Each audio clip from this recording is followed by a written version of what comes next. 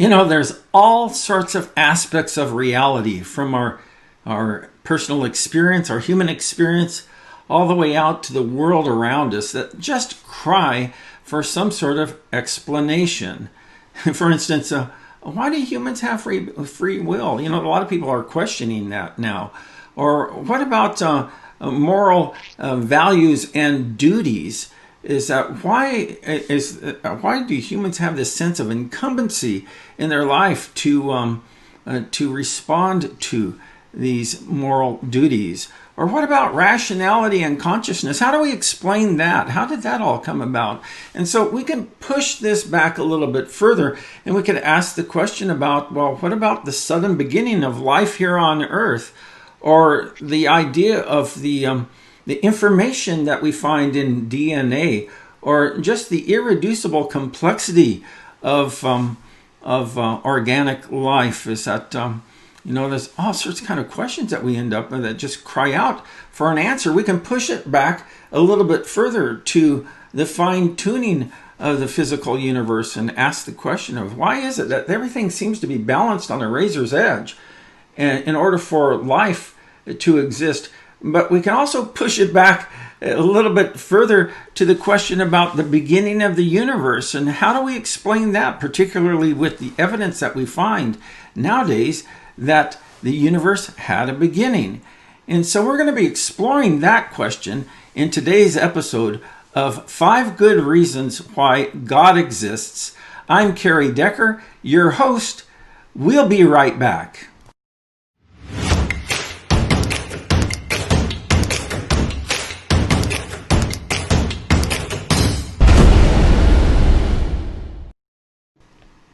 My guest today is Tyson James.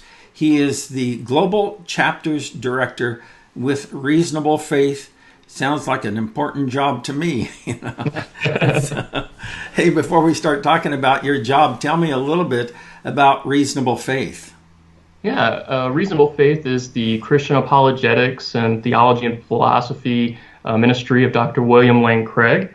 The mission of Reasonable Faith is to present the truth of Christianity in an eloquent and winsome way, yet uncompromising way in the public arena. Yeah, it's a wonderful ministry. It truly is. And so how about being a global chapters director? What's that all about?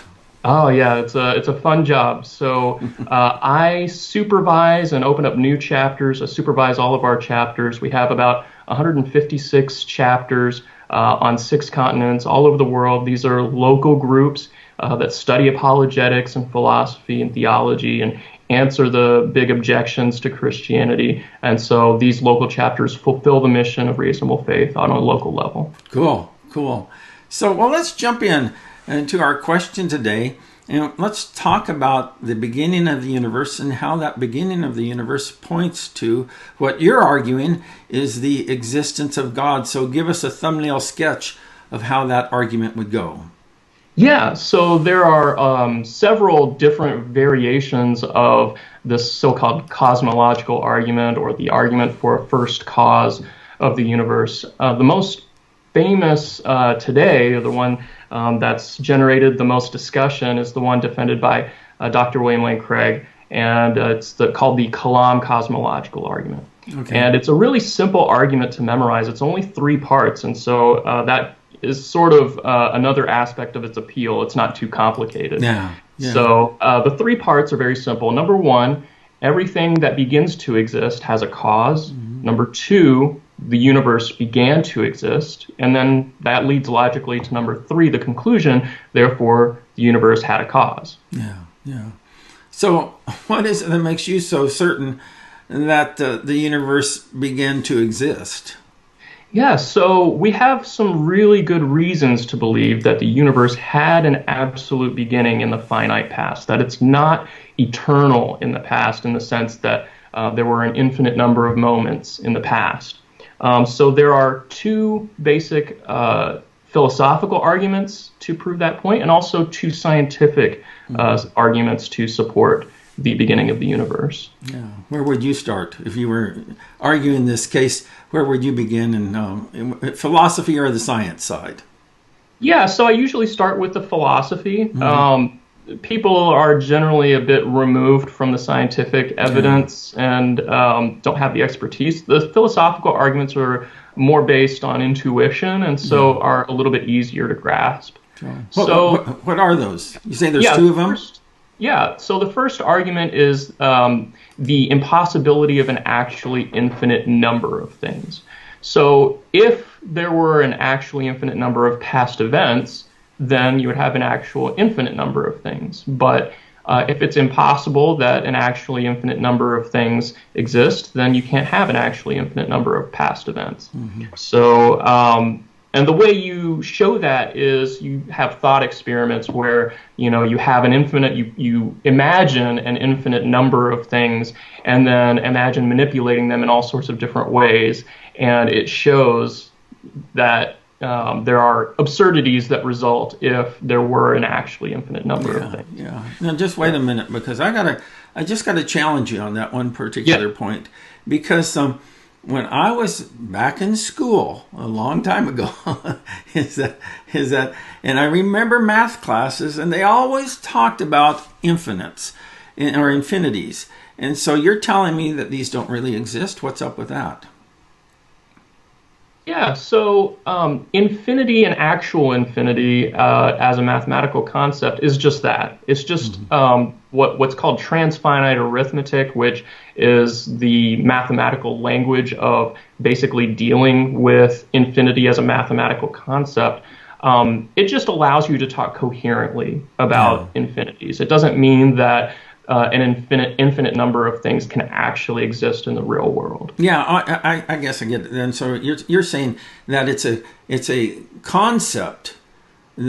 Infinity is a concept, but it doesn't exist in reality. Is that correct? Right. Yeah. Okay. And so there's another philosophical argument you were saying about how you would establish that there's not an actual infinite of past events, and so help me Right. with that. Yeah, this is a similar argument, but it's independent of the first argument, and that is the impossibility of reaching an actual infinite through successive addition or through counting. So the idea is you could never get to the present moment by going one by one through an infinite number of past moments. Yeah. How about an illustration? Do you have an illustration that you could share that would kind of give us a Yeah. window to that? Yeah, I really like an illustration somebody told me about a lamp with an infinitely long cord. And so, in order to, have the lamp work, I you can have see it to, now. I can see it yeah, now. yeah. In order for the lamp to work, you have to reach the end with the plug so you can insert it into the wall socket. So you start at the lamp, which is supposed to represent the present moment, right? Yeah. And the lamp is turned off because it's not plugged in yet. Yeah. So to get to the end of the cord, well, first you have to move back towards the plug an inch, and then Yeah. another inch, and then another inch, and Yeah. imagine that representing the infinite past, right? The Yeah. infinite past number of moments. Well, you can't get all the way down. You just keep going and going and going, Keep right? tracing the cord. You never can get to the outlet. You'll never reach the end just by going inch at a time, Yeah. so you'll never be able to plug in the lamp. Yeah. Yeah. Yeah. So, if the lamp represents the present moment, then it seems intuitively obvious that if you started at, or if you tried to get to past infinity, you just wouldn't be able to get to the present. Yeah. Yeah. Yeah. That's a good one. I like the one of the rocket ship. Suppose they started counting down, getting ready to launch the rocket. But suppose they had to go through an infinite series of numbers to count down before blast off. You'd never get to Yeah, blast off. right. So I guess what we're really saying then, and let's connect the dots, because sometimes it's easy to kind of get lost in the obscurity of these conversations, is that in order to connect the dots, what we're saying is that there couldn't have been a countdown of an infinite number of moments in past time to reach the present, and therefore we conclude that there was a beginning to time itself, right? Right. Okay. Absolutely. That's exactly right. So you said that there are a couple scientific arguments. Tell me what those are. Yeah, so the first scientific argument is the expansion of the universe, and I won't bore everyone with all of the technical terms and all of the evidence, but suffice it to say that the evidence is very strong that the universe had a beginning, and in fact, they show that because they've gathered evidence that the universe is expanding. Yeah. So. If you look at the universe, the history of the universe as a cone, right? The space is, the expansion here. Well, if you go back in time, the cone reaches a boundary or a point, or maybe some have tried to make it a curved edge. But basically, you reach a point at which time and space no longer exist, right? Yeah. Beyond that point. And so the scientific evidence has really been strong over the past 100 years that the universe had an absolutely beginning in the past. Now, there have been some people that have tried to develop models of an eternal universe where the universe is past eternal. And the scientific community today is really strongly in favoring the models that show an absolute beginning over any models that show a past eternal universe. Okay. So because the universe is expanding, I heard an illustration before of you've had a balloon with dots all over it, and you're blowing up the balloon, all of those dots are moving away from each other constantly. But if you kind of if you rewind the tape, that all of those dots would come together at a particular point. Is that what you're saying as far as how the inflation of the universe points to a beginning in time? Yeah, okay. Absolutely. Alrighty. So what's the other scientific argument that you mentioned? Yeah, so the other scientific argument is from the thermodynamics of the universe. So in the universe, in the physical universe, we only have a certain amount of usable energy.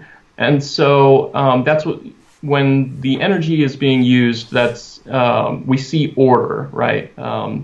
And so the tendency of the universe is towards disorder or entropy. Yeah. And so if the universe is past eternal, then there have been an infinite number of past moments using up this usable energy. Yeah, and so by now, if we've gone through an infinite past, then the finite amount of usable energy should have already been used up. Yeah. Okay. Right. And so we don't observe that. We observe that there's usable energy, that there's order still. So it suggests that the universe had an absolute beginning.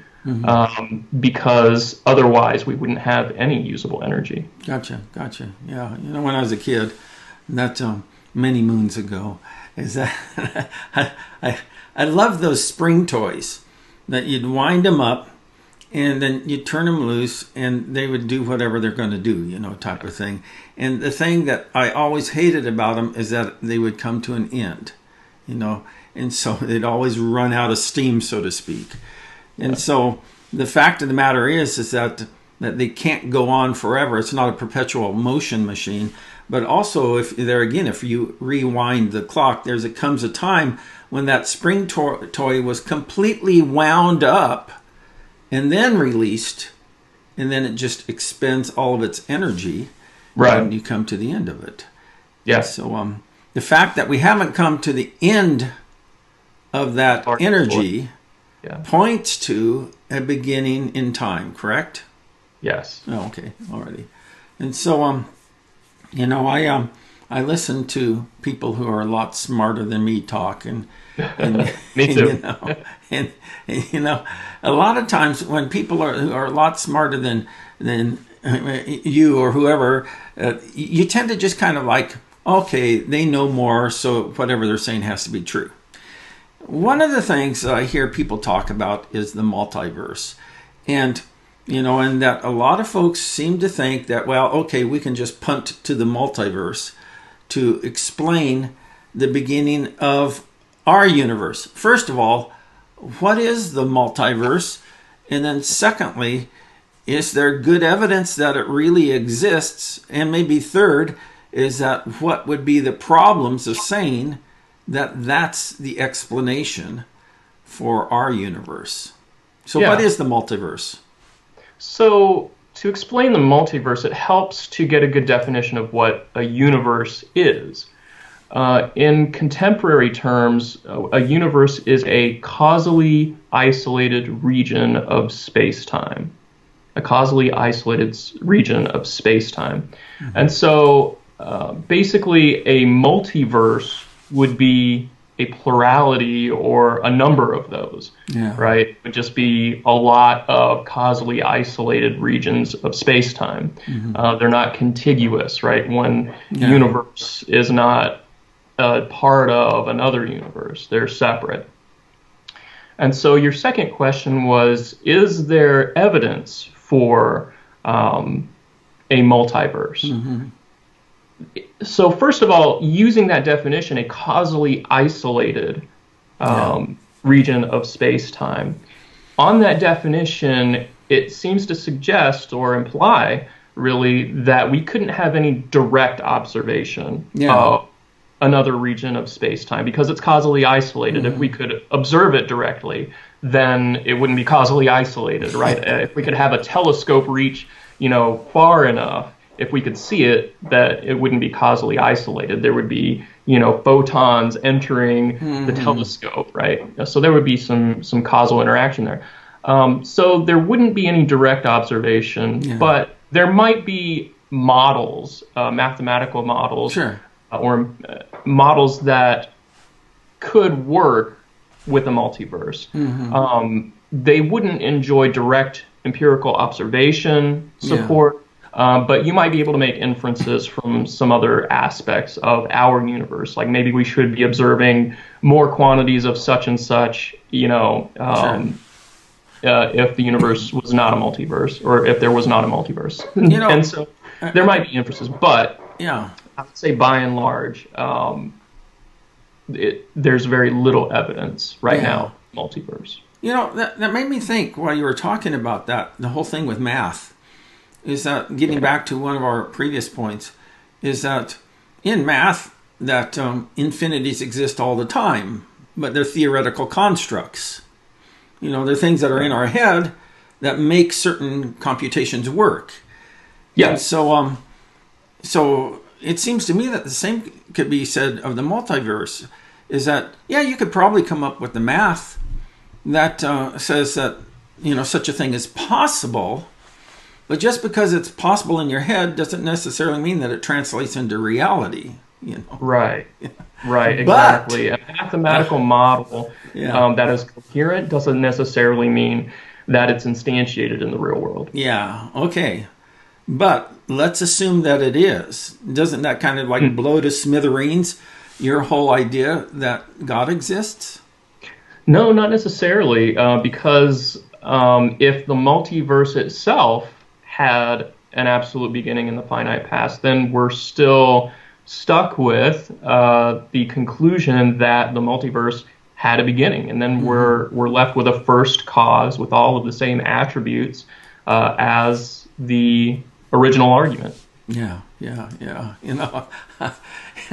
Again, when you're talking about this stuff, it makes me think about other things I've heard along the way, because I remember some guy, and I don't know in all honesty who he was, but some scientist who said his explanation for life on Earth was that it came from some alien life form out there in the universe. And I said, and like I say, there's a lot of things that I can't figure out, but I can see some smoke and mirrors when somebody's pulling it on me.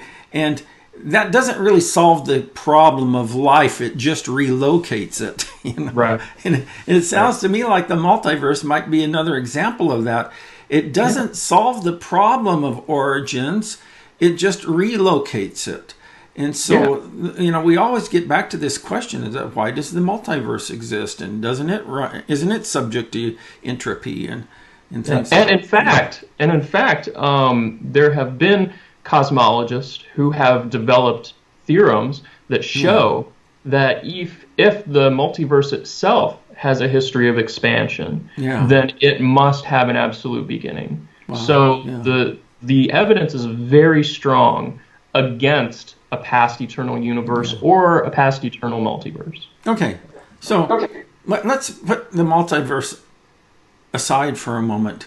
Yeah. And why don't you think, or why isn't it possible that the universe just popped into existence out of nothing?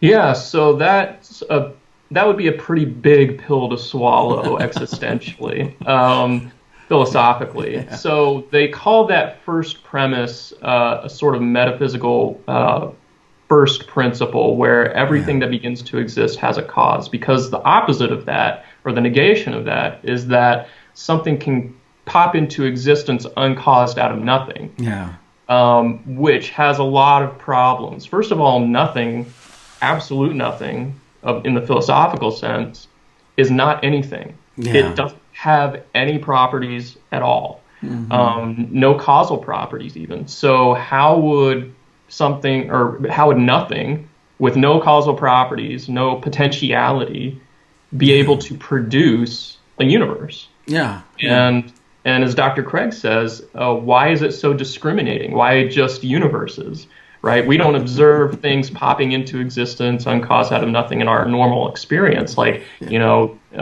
Beethoven, bicycles, and root beer.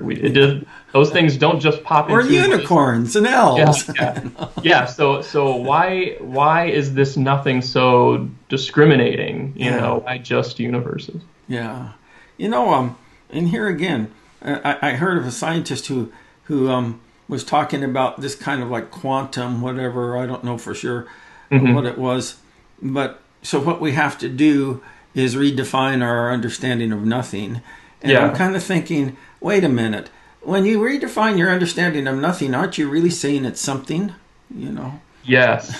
So there have been some people that have tried to claim that the quantum vacuum is essentially nothing. And these people have just been dogged by their fellow skeptics, because those who are philosophically astute know that the quantum vacuum is absolutely not nothing, not in the philosophical sense. It is a sea of roiling energy that has its own physical laws.